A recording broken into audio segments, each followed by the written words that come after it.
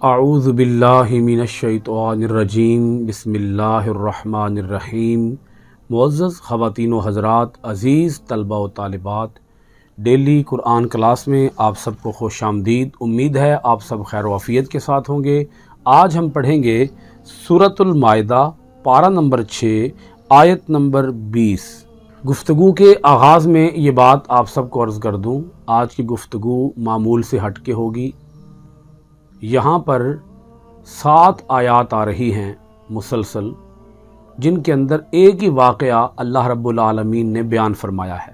یہ سورۃ المائدہ کی آیت نمبر 20 سے لے کر سورۃ المائدہ کی آیت نمبر 26 تک یہ واقعہ بیان ہو رہا ہے۔ یہ 7 آیات ہیں۔ میں کوشش کروں گا ان 7 آیات کا نچوڑ اور لب لباب آپ کو پہلے عرض کر دوں۔ جب واقعہ آپ سن لیں گے تو پھر بعد ازاں لفظی ترجمہ کرتا جاؤں گا اور آپ کو آیتوں کی سمجھ آتی چلی جائے گی۔ ان آیتوں کے اندر اللہ رب العالمین نے بنی اسرائیل کی ایک داستان سنائی ہے۔ داستان ان کی اللہ تعالیٰ کی نافرمانی پر مشتمل ہے۔ سخت قسم کی انہوں نے نافرمانی کی۔ اس کا ذکر اللہ پاک پہلے کر چکا ہے۔ پچھلی آیات کا ربط آیات اگر آپ سمجھیں تو وہ یہ ہے، بنی اسرائیل کی اللہ رب العالمین نے وعدہ خلافیاں بیان فرمائی ہیں، خلاف ورزیاں، بد عہدیاں، یعنی انہوں نے میثاق کیا، ایک وعدہ کیا اور پھر اس کی خود ہی انہوں نے خلاف ورزی کر دی، وعدے کو توڑ دیا۔ تو اللہ پاک نے گزشتہ آیات کے اندر صرف اتنا بیان کیا کہ یہودیوں نے وعدہ کیا اور وعدہ توڑا اور اللہ پاک نے انہیں اس وعدے کے توڑنے پر سزا دی۔ یہاں اللہ رب العالمین نے وہ واقعہ بیان کیا ہے کہ جس کے اندر ان کی بد عہدی پوری طرح سامنے آ جاتی ہے۔ اللہ پاک نے بنی اسرائیل کو فرعون سے نجات عطا فرمائی۔ حضرت موسیٰ علیہ السلام کو حکم ہوا کہ آپ اپنی قوم کو مصر سے لے کر ملک شام کی طرف ہجرت کر جائیں۔ آپ ہجرت کر رہے تھے، اسی اثناء میں فرعون نے پیچھا کیا اور دریا کے اندر اسے غرق کیا گیا، اور حضرت موسیٰ علیہ السلام کی قوم باخیریت اس دریا کو پار کر گئی۔ 1 سال تک حضرت موسیٰ علیہ السلام نے وادی سینا کے اندر قیام فرمایا۔ اس کے بعد حکم ہوا کہ اب آپ انہیں لے کر شام کی طرف ہجرت کر جائیں۔ اسی اثناء میں اللہ پاک نے حکم دیا کہ آپ اپنی قوم کے 12 قبیلوں میں سے ایک سردار چنیں، نقیب چنیں، جو اپنی قوم کے، اپنے قبیلہ کے حالات کے اوپر گہری نظر رکھے، اور گہری نظر رکھتے ہوئے وہ اپنی قوم کو مشکلات سے نکالے، اپنی قوم کے لیے ایسی تدابیر اختیار کرے، اپنے قبیلے کے لیے ایسی پالیسیاں بنائے کہ جس سے قبیلہ کسی بھی قسم کی مشکل کے اندر مبتلا نہ ہو جائے۔ یہ 12 سردار بنا دیے گئے۔ حضرت موسیٰ علیہ السلام نے ان 12 نقیبوں کو حکم دیا کہ تم حالات کا جائزہ لے کر آؤ۔ جب یہ حالات کا جائزہ لے کر واپس پلٹے تو حضرت موسیٰ علیہ السلام نے نقیبوں سے فرما دیا کہ جب تم اس قوم کے، دشمن قوم کے حالات جس کا تم جائزہ لے کے آ رہے ہو، اس انداز میں اپنے قبیلوں کے سامنے وہاں کے حالات کو بیان نہ کرنا کہ قوم کے دل کمزور پڑ جائیں، قوم کے ارادے ٹوٹ جائیں، حوصلے پست ہو جائیں۔ اس انداز میں دشمن قوم کے حالات کو بیان نہ کرنا۔ لیکن 12 میں سے 10 جو سردار تھے، انہوں نے اپنے قبیلے کو ڈرایا، ایسے حالات کا نقشہ کھینچا کہ قوم کے دل ڈر گئے، قبیلوں کے دل ڈر گئے۔ 12 میں سے جو 2 سردار تھے، ایک حضرت یوشع بن نون اور ایک حضرت کالب، یہ حضرت موسیٰ علیہ السلام کی بات پر قائم رہے۔ اب ان 10 سرداروں نے حالات کا کیا نقشہ کھینچا؟ مثلاً انہوں نے بتایا کہ دشمن بڑا مضبوط ہے، ان کے قلعے بڑے مضبوط ہیں،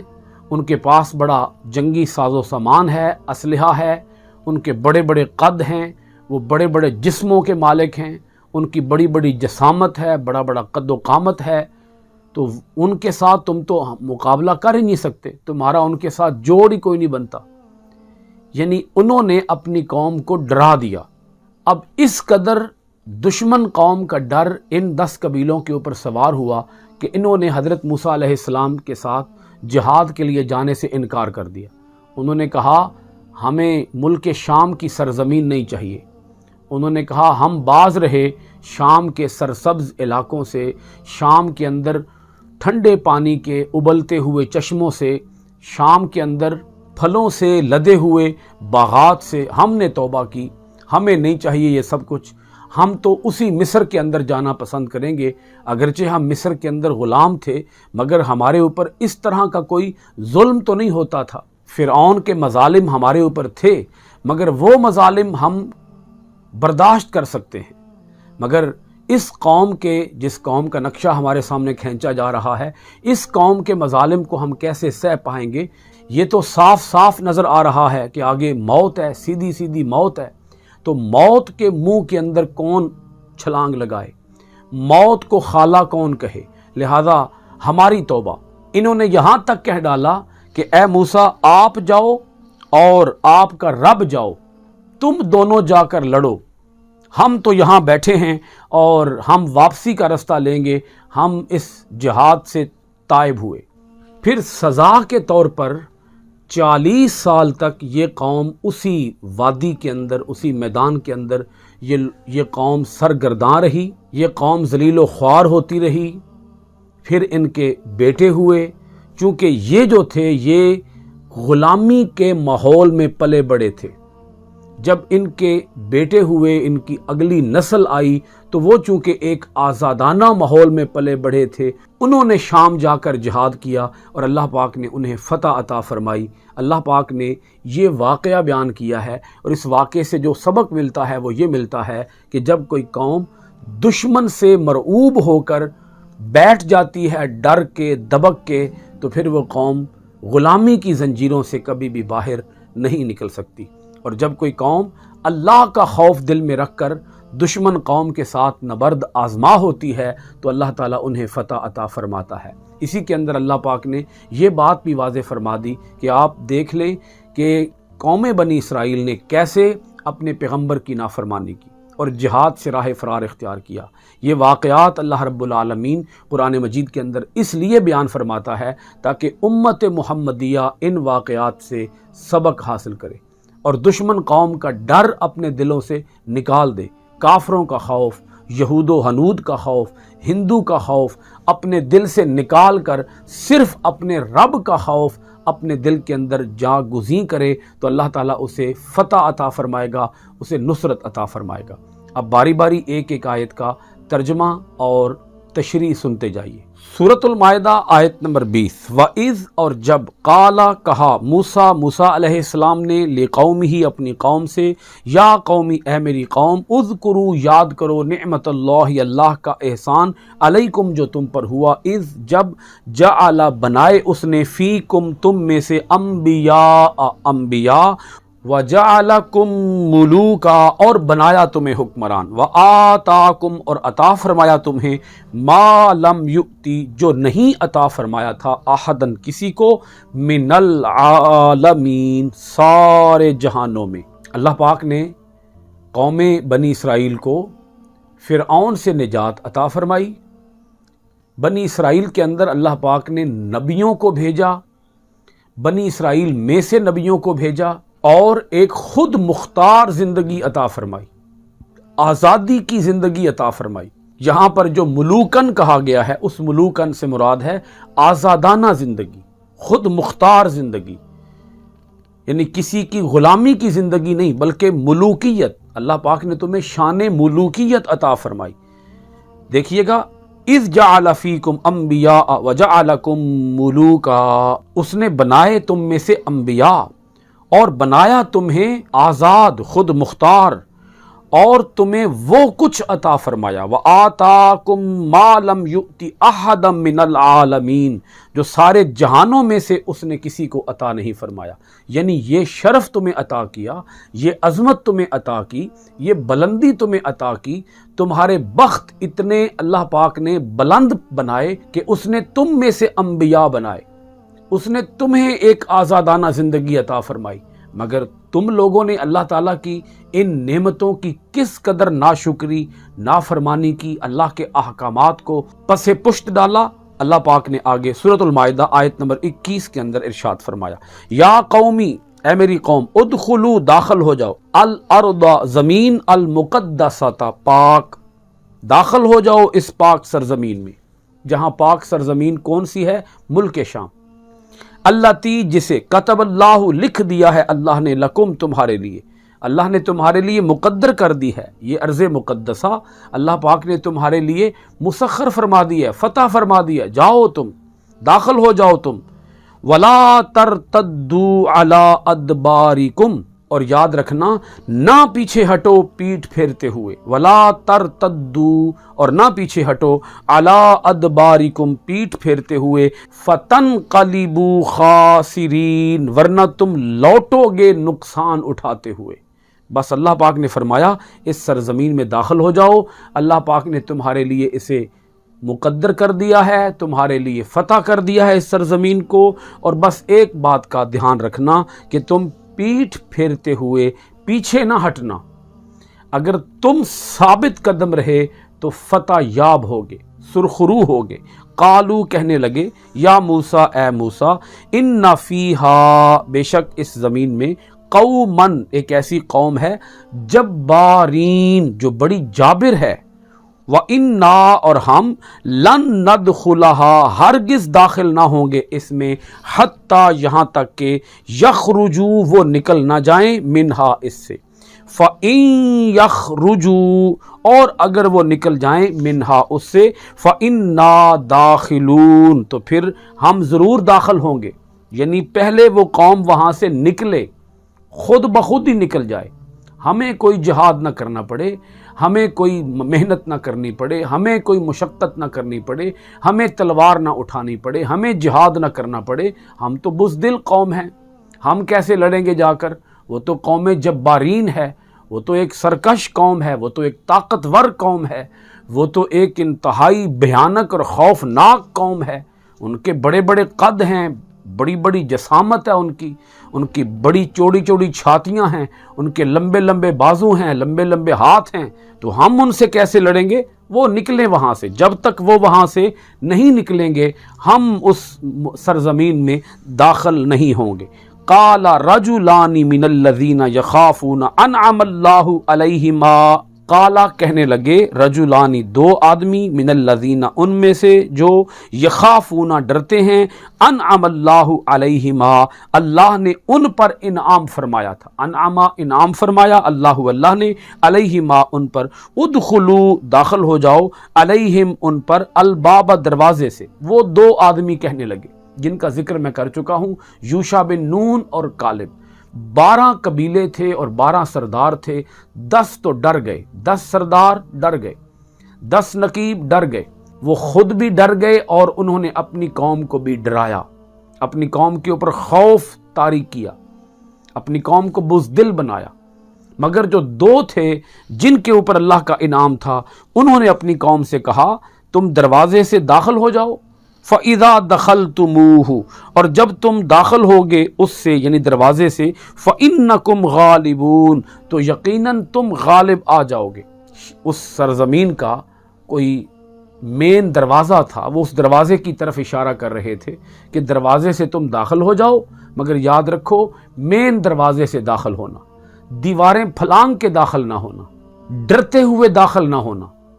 قوم سے، قوم جبارین سے ڈرتے ہوئے داخل نہ ہونا، اللہ سے ڈرتے ہوئے داخل ہونا۔ جب تم داخل ہوگے تو پھر اللہ تمہیں عزت عطا فرمائے گا، غلبہ عطا فرمائے گا، بس جانا تمہارا کام ہے، اللہ کی مدد تمہارے ساتھ ہے، اللہ کی نصرت تمہارے ساتھ ہے، اللہ تمہیں خالی تو نہیں چھوڑے گا، داخل تو ہو جاؤ، داخل ہونا تمہارا کام ہے، غلبہ عطا فرمانا تمہارے رب ذوالجلال کا کام ہے۔ وعلی اللہ اور اللہ پر، فتوکلوا بھروسہ کرو، ان کنتم مؤمنین اگر تم مومن ہو، بھروسہ رکھو اللہ پر، توکل رکھو اللہ پر، غلبہ تمہیں ہی ملے گا۔ قالو کہنے لگے یا موسیٰ اے موسیٰ، انا لن ندخلها ہم تو ہرگز داخل نہ ہوں گے اس زمین کے اندر، ابداً ہمیشہ ہمیشہ کے لیے، یعنی قیامت تک ہم اس سرزمین میں قدم بھی نہیں رکھیں گے، ما دامو جب تک وہ رہیں، فیہا وہاں، جب تک قوم جبارین وہاں ہے، اس قوم کا ہمارے اوپر کوئی ایسا ڈر سوار ہو گیا ہے، ہمارے سرداروں نے ایسا نقشہ بیان کر دیا ہے اس قوم کا، ہم تو وہاں جانے والے نہیں ہیں، قیامت تک ہم وہاں نہیں جائیں گے۔ فَاذْهَبْ، انہوں نے کہا موسیٰ علیہ السلام سے، فَاذْهَبْ، آپ جائیے، فَاذْهَبْ جائیے، أَنْتَ آپ، وَرَبُّكَ اور تمہارا رب، اے موسیٰ تم جاؤ تمہارا رب جائے، فَقَاتِلَا تم دونوں جا کر لڑو، إِنَّا هَاهُنَا ہم تو یہاں ہی، قاعدون بیٹھیں گے، ہم ادھر ہی بیٹھیں گے، ہم آگے پیش قدمی نہیں کریں گے۔ قال موسیٰ علیہ السلام نے عرض کیا، ربی اے میرے رب، انی بے شک میں، لا املکو مالک نہیں ہوں، الا نفسی سوائے اپنی ذات کے، واخی اور اپنے بھائی کے، ففرق پس جدائی ڈال دے، بیننا ہمارے درمیان، وبین القوم الفاسقین اور نافرمان قوم کے درمیان۔ موسیٰ علیہ السلام کی یہ دعا بڑی جامعیت کے ساتھ تعلق رکھتی ہے، یعنی موسیٰ علیہ السلام اللہ کی بارگاہ میں یہ عرض کر رہے ہیں، اے باری تعالیٰ اب میرا کوئی گناہ نہیں، میرا کوئی قصور نہیں، میرا کام تھا انہیں لے کے آنا، میں انہیں لے کے چل پڑا، میں نے اپنا فریضہ انجام دے دیا، اے باری تعالیٰ اب میں تو مالک ہوں صرف اپنی ذات کا یا اپنے بھائی حضرت ہارون علیہ السلام کی ذات کا، اس کے سوا تو میں کسی کا ذمہ دار نہیں ہوں، اے باری تعالیٰ اب تو ایسا کر، ان کے اور ہمارے درمیان جدائی ڈال دے، اس نافرمان قوم کے اور ہمارے درمیان جدائی پیدا کر دے، ہم نے ان سے اپنی راہیں الگ کر لی ہیں۔ نافرمان قوم سے تعلقات رکھنا، دوستیاں رکھنا، گہرے روابط رکھنا، یہ ماننا کہ وہ نافرمان ہیں اور پھر بھی ان کے ساتھ یارانے بنانا، ان کے ساتھ یگانگت کے رشتے قائم کرنا، یہ کہاں کا انصاف ہے؟ یہ حضرت موسیٰ علیہ السلام کی دعا ہے، مگر اسی دعا کے اندر یہ پیغام موجود ہے کہ نافرمان قوم کے ساتھ کبھی بھی دوستیاں نہ لگانا۔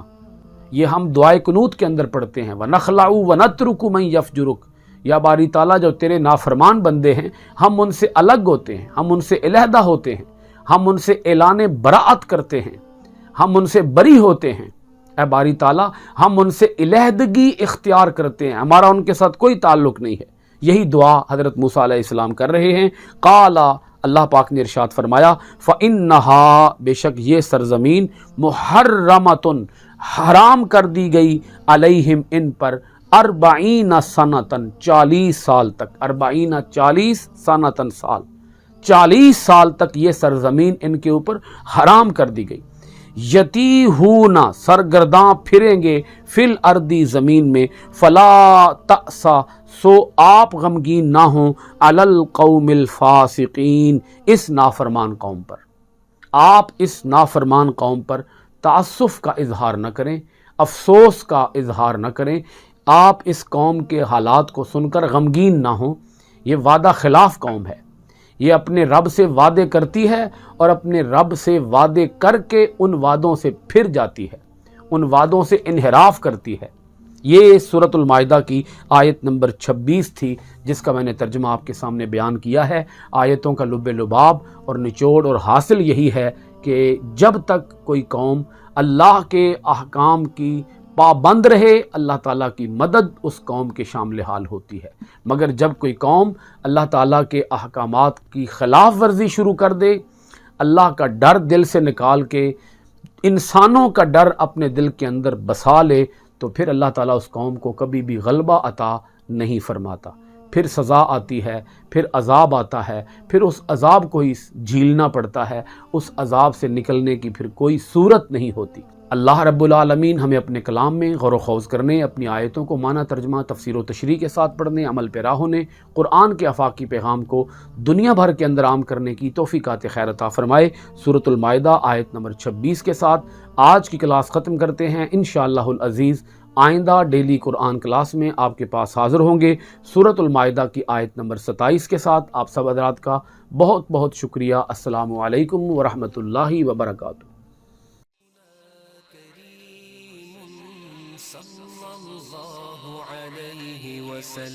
سیدنا کریم صلی اللہ علیہ وسلم، سیدنا کریم صلی اللہ